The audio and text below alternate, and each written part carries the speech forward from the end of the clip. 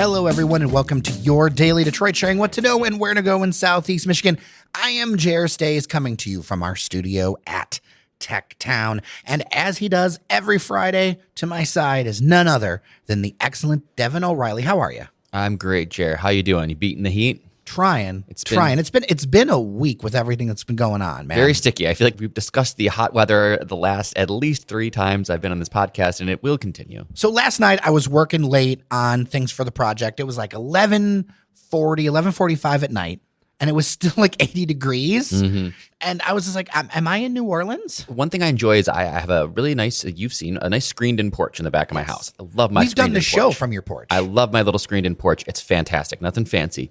But I love sitting out there at night, especially nice in the summer. I just, have my little nightcap, sit out there with my wife sometimes, watch some TV out there, or just talk. It's been really rough. Like you said, even the past few nights, I mean, I'm a little more of an early bird, so like I'm talking 9-ish o'clock. It is hot. It is not fun to be out on my screen porch, which kind of sucks for the summer because I love doing it. Yeah, I love porches for that same reason. And it's one of the reasons why, like, any neighborhood that I'm in, like, my goal is to always have a porch on my house, either back or front, because a balcony, something, because, like, I need that outside space. You want to know, here's a little history tidbit you didn't expect you were going to get today. So I, live in the Ford Historic Homes, as a lot of people know, in the interesting little neighborhood that was built by Henry Ford for his employees of the Ford Tractor Company.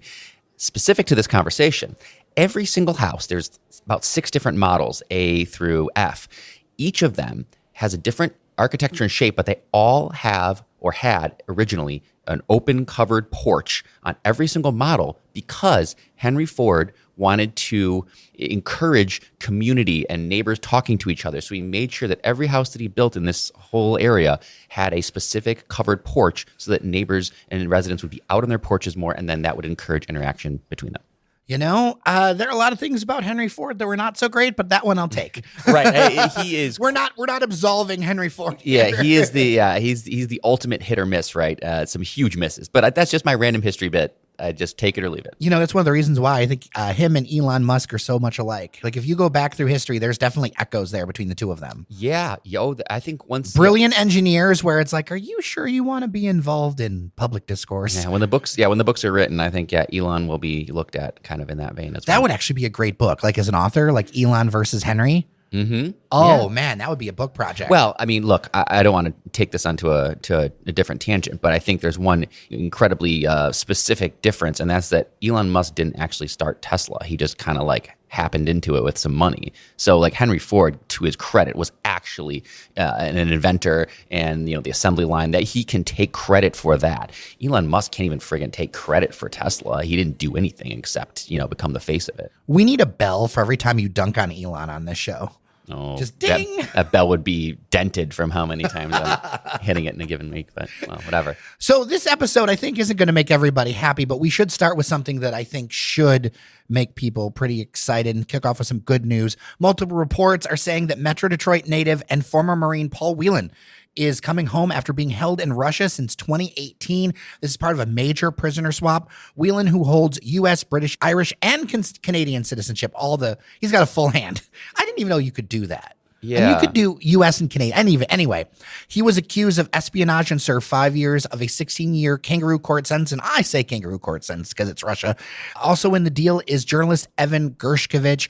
I'm glad to see this because, look, I have strong feelings about Russia because of my experience working with international journalists, and to see a regime that actually like crushes journalism and free speech. And I know people that are like literally in jail right now.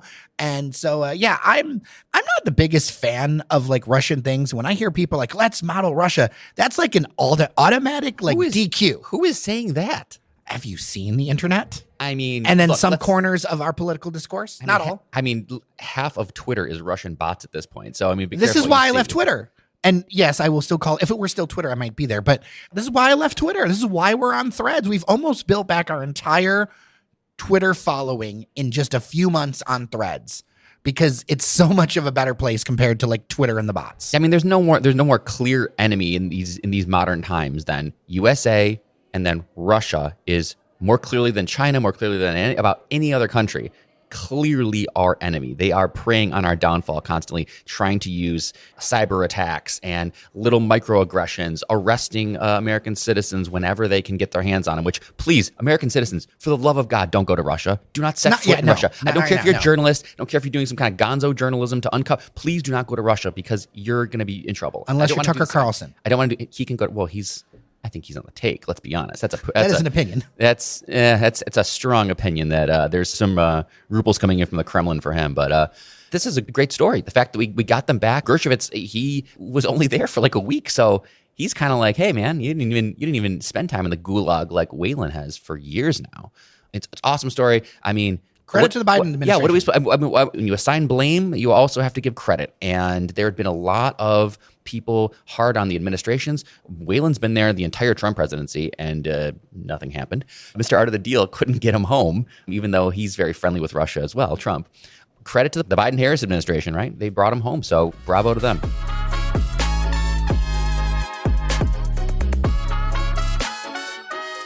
All right, we're going to get into the part of the program that will get people upset. Well, not that YouTube was. I think we already have. I mean, our YouTube comments are already going to be there. The Russians are angry, Jared. So David wrote in that in 1961, the city of Detroit went full in on a bid for the 68 Summer Games. As we know, the games went to Mexico City. What I'm wanting to know is, does the Detroit Sports Commission plan on making another bid for the games? We know in this day and age, a host city needs to have the money to support the infrastructure, but the U.S. bids for the games shouldn't be limited to New York, L.A., or Chicago. Would love if you had a conversation with DSC regarding this topic. I have not heard from them, but I have talked to a number of other people about the Olympic concept with Detroit because it's really hot right now. There's actually an article in Axios that I want to point people to read because it's really interesting. And there's a documentary in there too, right? Yeah. That's coming out that's going to be interesting. Yeah. I mean, frankly, here's the answer. I'm not speaking for the DSC. I know some people on it. They may say something completely different, so I do not speak for them. But here's what I'm telling you.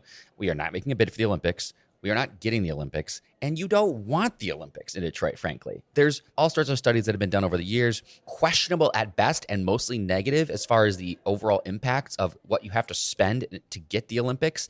And then, you're left with just all sorts of problems, financial, economic. It just kind of tears through your city and doesn't leave much other than quickly constructed buildings that may or may not be able to be used. I agree that we need a rallying point. Maybe that's part of the idea behind the people. And David wasn't the only one to write about this. This is a topic. I understand the rallying point of like, hey, maybe this can be something to help do transit and things like that. But the thing is, and I talked to a number of people off the record because nobody wants to publicly rain on anybody's parade. I will. I am your storm cloud.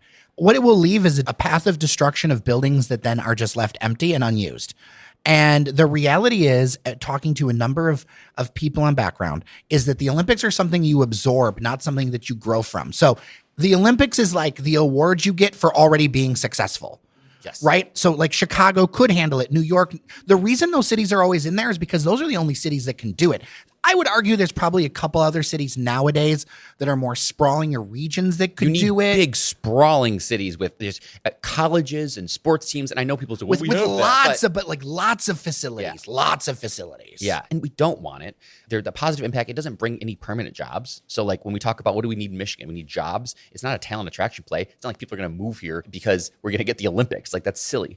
So I don't see the talent attraction. I don't see the jobs. That's what we're about. I don't see the education play. What do we really need in Michigan? It's not the Olympics. It's the meat and potato stuff of economic development. This ain't it. Residents. The Olympics aren't bringing that. So what Detroit needs more than the Olympics is 300 to 400,000 new residents. Like I would like to set a goal that Detroit gets back to 1 million residents in 20 years. Yeah, exactly. And that's what we need. And this ain't going to do it. To bring something else that was like massive that we talked about. Like I know there was so many bad things to say, but like the whole Amazon HQ2 thing, that actually would have been better for Detroit because it would have actually brought jobs, it would have actually brought investment, that would have actually brought transit. Like the Amazon play to me would have been more positive than getting the Olympics. And even that, there were questions around that. Yeah, it was very questionable, but at least that would have brought something. But whether the risk was worth the reward or whether the investment was worth what we'd get, whatever. But it would at least bring permanent jobs here, and that's important. So if you're the storm cloud, I'll be the rain-wrapped tornado coming in. We're not going to get it. It is not going to happen. Let me frame this out. The 2028 Olympics are in Los Angeles. The Olympics are global games.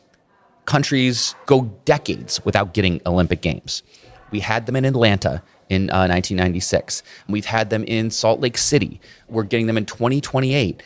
Salt Lake City is getting them in 2034, I believe. America, let alone Detroit, is probably not going to get an Olympic Games after 2034, until what, the 2040s, the 2050s? That'll be the next time America gets an Olympics. I think a more reasonable look is let's really try and see and get if we can get another Super Bowl. Yes, that's perfect. Super Bowl, I'm on board. I think we should. We deserve one, and I think we will get one in the next 10 years. I think we'll get another Super Bowl in the next 10 years. Olympics, I think though, we'll need a refit of Ford Field before then. Because Ford Field's starting to get the age where it needs a refit. I don't want to say refit, but what I do say is I think they will need and will get some major renovations, because there's so much money flowing into NFL. Do you know what I mean? Like, there's so much money and floating around there, and energy. Not to say, like, I don't want to get into it, but like when TV rights deals happen, you know who gets all the money? The owners. So the Ford family is going to be flushed with cash, and I think they'll put some of that into renovations for Ford Field to make a play for the Super Bowl. So Super Bowl, get your hopes up, think positively. I'll be Mr. Sunshine with you. Olympics, I need you to stop thinking about it because we're not getting it and we don't want it.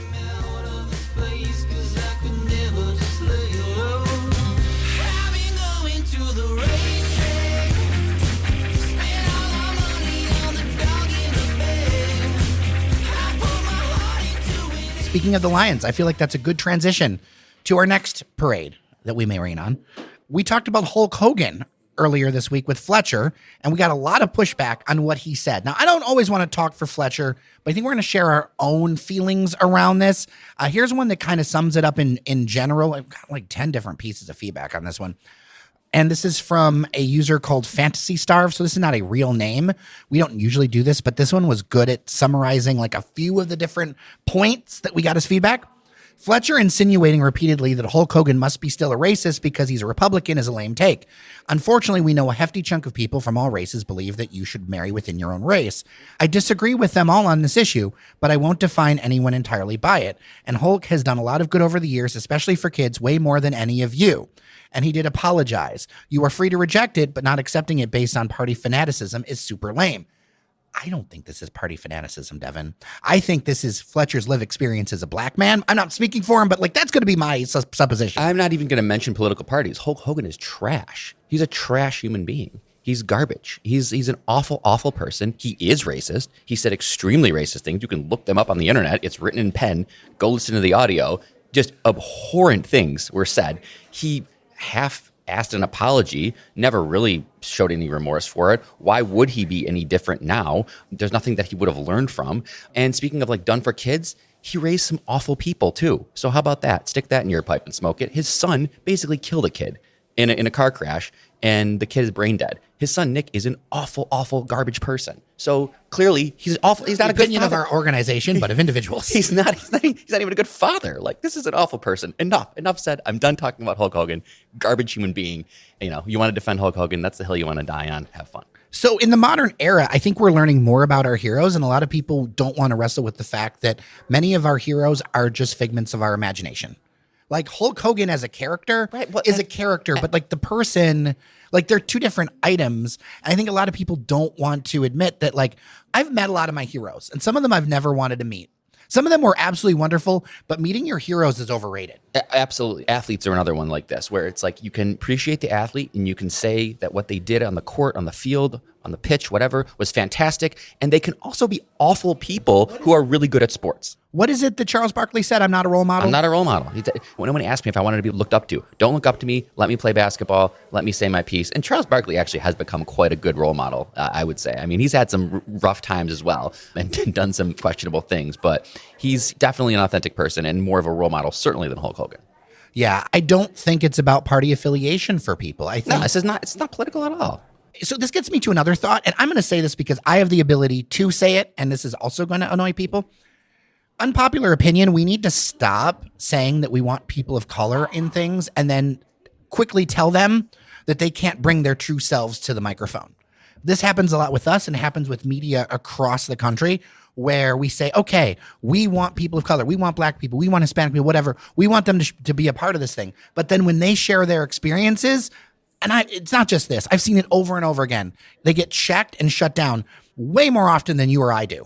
And I feel like it's my responsibility to at least call it out and say, look, are you realizing what you're saying to people and like invalidating people's experience? You don't have to agree with it, But I see it so often on issues where it's like, oh, we want to include people. And then when they come with their life experiences, when they're inconvenient, when they make us feel uncomfortable, when they show us that there are actually differences in America or in our community, we get real upset with the mirror.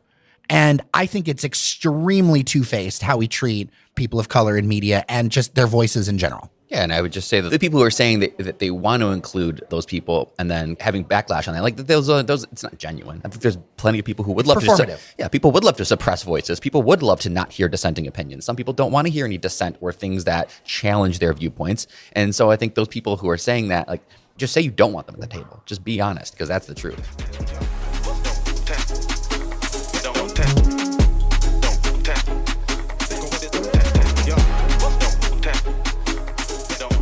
Let's end the show with a local focus, no less contentious. There's just flames on this episode. There is some controversy in Detroit's historic neighborhood of Corktown. There is a plan in process to replace a section of Michigan Avenue. This section of road is beloved by a lot of people. It's got bricks on it. It's actually still got the old streetcar tracks underneath it from back in the day. It's over by the old Tiger Stadium site, Michigan Trumbull. It's like a few blocks. It's not huge, but it's a few blocks in the heart of Corktown. Yeah. On Michigan Avenue. Now, Michigan Avenue looks a lot different than when it was originally plotted because Michigan Avenue was expanded actually just before the freeways were expanded. Michigan Avenue, a bunch of lanes were added. Michigan Avenue actually started a lot narrower than it is today. So the MDOT plan wants to finally address a lot of the structural issues with that road it's been neglected for a very long time. As you're seeing more investment, more people in Corktown, you need to address the infrastructure. Now, there is a tension. I've heard things from all different sides on this one. There is a tension between some residents, some business owners. It is not universal, to say the least. But there is a campaign now, and one of the people big behind it is councilperson Gabriela Santiago Romero, among others. And the Corktown Business Association is kind of pushing this thing of like, save our iconic bricks as, I'm going to walk through this Instagram post and kind of like 5 key points and kind of get into it because there's a lot of nuance with this. I was just going to say the word nuance is exactly what I was going to use. Whereas we were bold before, we're going to be nuanced now. Yes, I'm going to have a much softer touch on this because I don't believe there are any bad actors in this scenario. I believe that everybody is acting in good faith. There's just some disagreements. For sure. And this is also wrestling with change because change is inevitable right now. So point 1 is the Save the Iconic Bricks. They say that MDOT is planning to remove all brick pavers on Michigan Avenue and replace them with brick reproductions in only 2 small sections. Let's work with the bricks first, because I guess that's the lead of things, although I feel like there's a lot more than just bricks. But it is called Save the Bricks. Like, that's what they're hanging their hats on, is save the bricks. Yeah. Now, quick aside, Jared, you know this, but why do I care about this? Do I have any skin in the game? No, I don't live in Corktown. But because of where I do live, I drive on these bricks. I drive on Michigan Avenue in Corktown probably 12 times a week because back and forth between work and downtown. So I'm always in Corktown. I am constantly, almost every day, I drive on these bricks. So I do have some skin in the game in terms of I'm incredibly familiar with these things. I get the idea of save the bricks, and we should save them. We should absolutely save the bricks. The question is, do we need them to be on the ground in Michigan Avenue? Can we save them and put them in a museum somewhere, maybe somewhere in Michigan Central, and acknowledge that they're there, or on a small piece of Michigan Avenue, and still have this stamped concrete, a nod to the bricks? So let's get to the reason for that, because truck traffic, right? Like the reason why we have, like, with Michigan Avenue takes a beating. It takes a beating. It is not in great shape. Now, one thing I would say is that I've spent a lot of time in German Village in Columbus.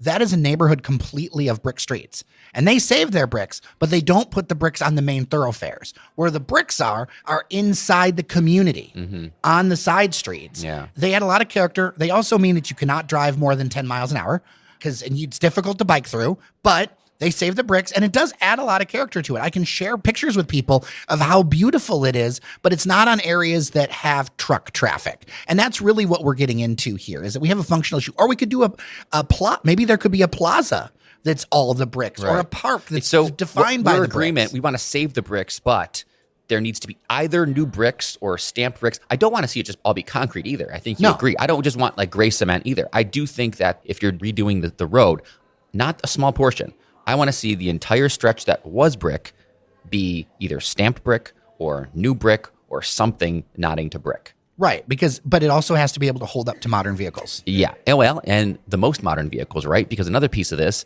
is the autonomous vehicle lanes that we're talking about being put in. So she is advocating to keep 4 lanes, turn lanes, and on-street parking, saying that local businesses and residents were not consulted about reducing traffic lanes, turn lanes, or losing on-street parking.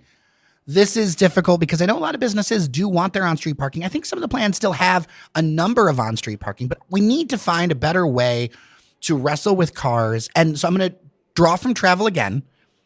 I'm going to get, because people don't agree with me on this one, and friends of mine don't agree with me on this one.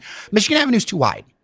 Like, it's too wide to be a sustainable street. I like it because it's never crowded. I can just zip down it. But there's no way you can create sustainable foot traffic. And when I talk on background with a number of people, a lot of businesses are really on the edge in Corktown. And one of the reasons is you don't have enough traffic. Mm-hmm.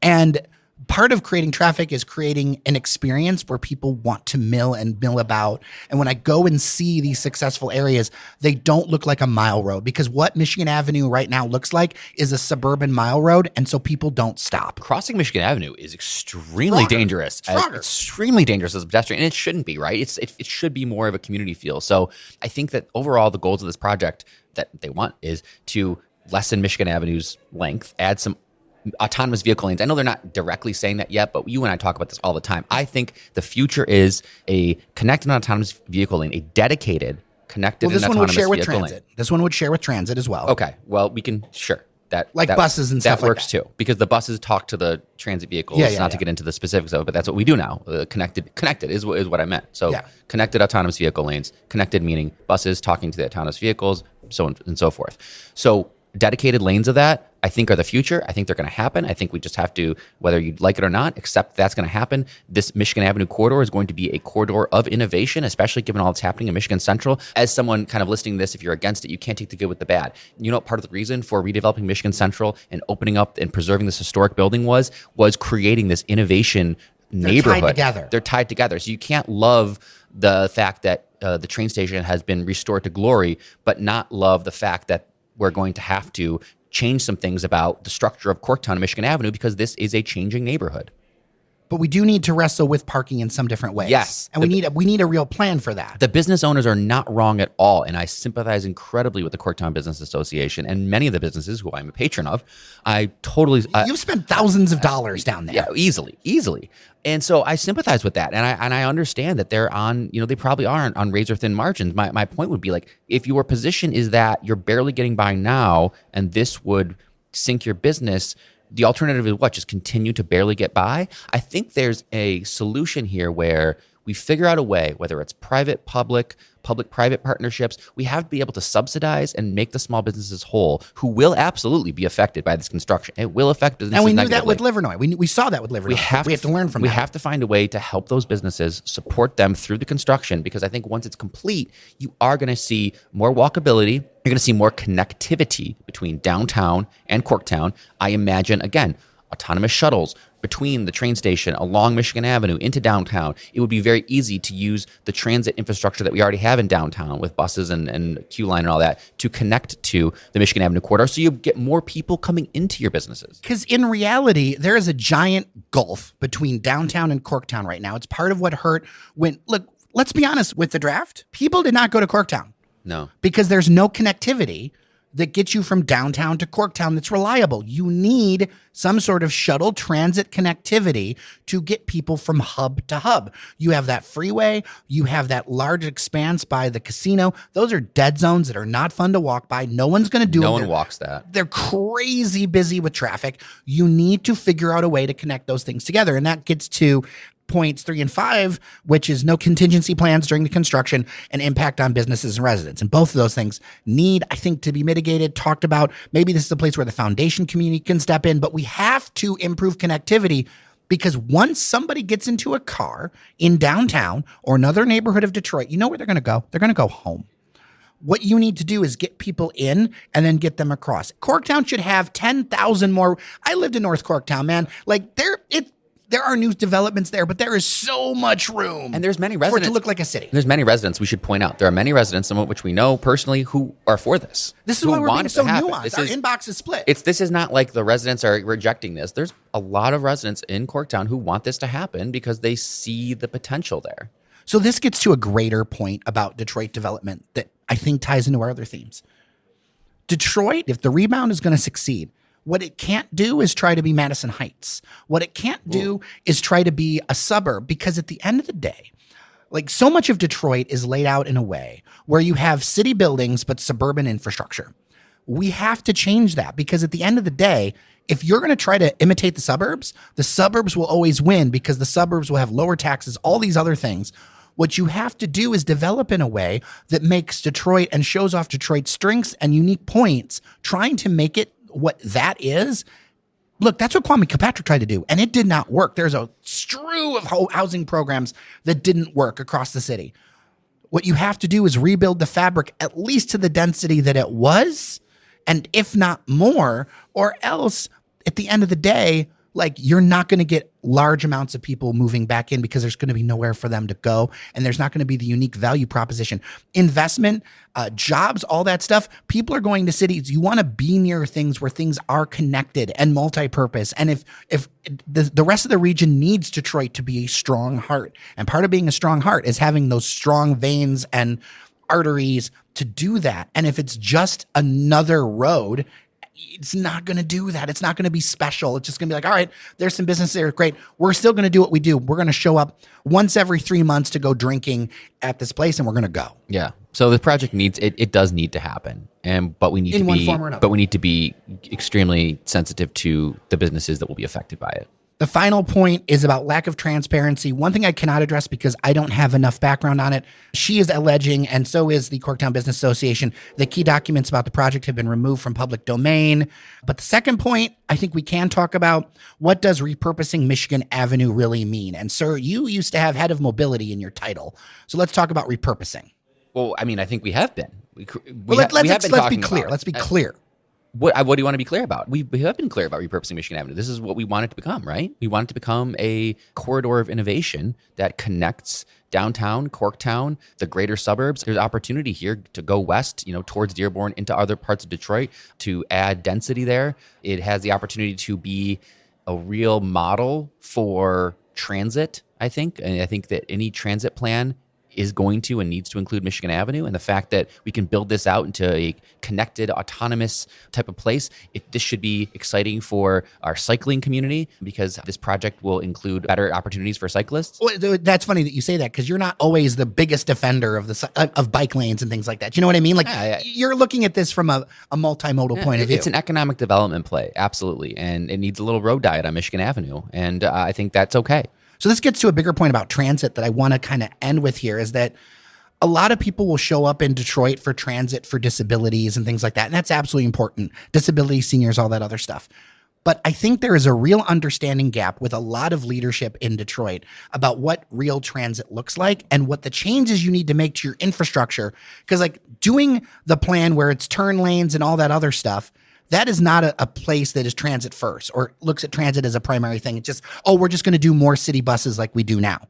It doesn't look at a vision of the future of how could transit actually connect people where it's a primary mode of transportation. I think a lot of city leadership still looks at transit as something that others use, or why would you do that?